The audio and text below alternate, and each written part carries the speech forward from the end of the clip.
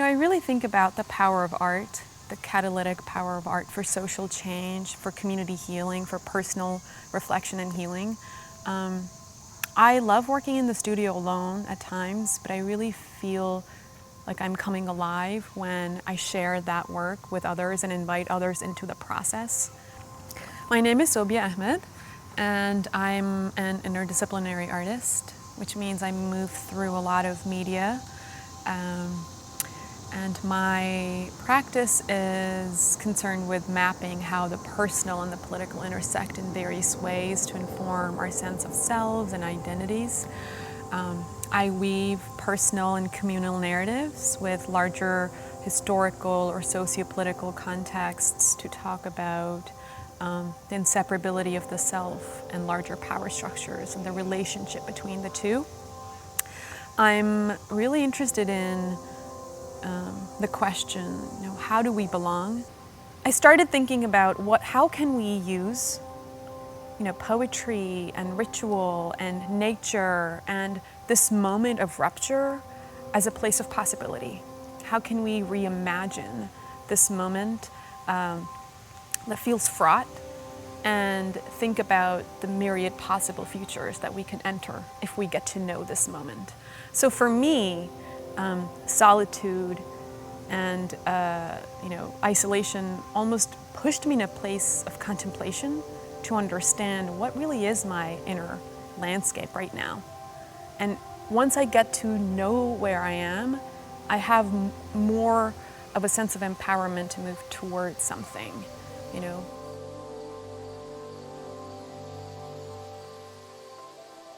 Marking Years is really a community-based project, and I think of it more as an invitation to co-create and co-dream than just an art project. It started for me when the pandemic hit and I was in total isolation in my apartment in DC, and I felt like I was just thrown into this sense of dread about where we were collectively and where I was personally. But my walks through Rock Creek Park almost saved me. They brought me so much solace, and in that time trees became the only community I had. So I pretty much just posed these questions that I was coming up with, that I was holding for myself, to others. And I started inviting others into this space with me.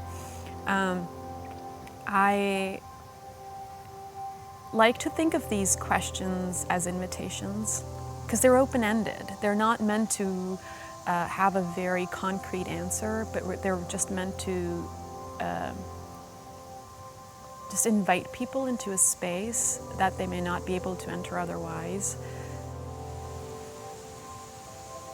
We're not ever still enough to know what our here is, so we'd never really move through that pain or grief. This is really, me creating space for us to actually sit with the discomfort of the grief and the pain, and then move through it, not just individually, but knowing that we are doing that collectively with each other. So the possibility of hope emerges when we actually sit with the grief and look at it and don't shy away from it, right? So this was really a space for us to understand how do we make ourselves still enough now that we are forced, by the pandemic. And I am also starting to think recently about the role of storytelling and ancestral ritual as an act of liberation in the face of oppression or suppression. So these questions are really at the root of my practice as an artist.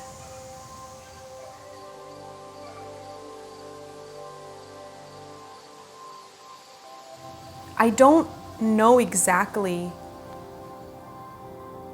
what each of these items meant to the person who wove it, but I know that the process of weaving was itself cathartic for them because people shared that with me during our circle time. So almost just thinking about the process being the work itself is very important. These are just remnants of the time we share together. I don't think of this as my work solely. You know, this is a product of our collective imagination and collective dreaming. And I just see my role as a facilitator, someone who is just inviting others and kind of instigating that, hey, your here matters in the larger here. And here's various heres that we're experiencing. So I don't think of myself as the sole, creator of this entire project.